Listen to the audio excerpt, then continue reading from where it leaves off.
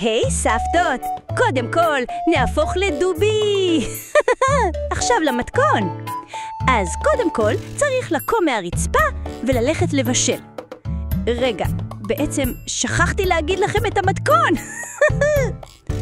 מההתחלה. אז האוכל בעצם מוכן כבר. כל הכבוד סבתות. בעצם, עוד פעם. אז קמים והולכים לבשל. חשוב מאוד על אש קטנה ולא להפוך את המחבת. אם תעשו זאת, האוכל עלול להפוך לאבטיח חריף מאוד.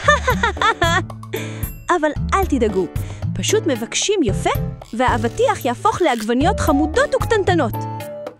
והן כאלה חריפות שזה כאילו אני עולה באש. אוי, זה חם. טוב, עכשיו אתם רואים אותי באמת, אז נרקוד קצת, דם דם דם דם דם דם דם דם, ואז נרקוד קצת, לי לי לי לי לי לי לה, יא לה לה לה לה לה יא. אתם יודעים שאסור לי להירטב, נכון?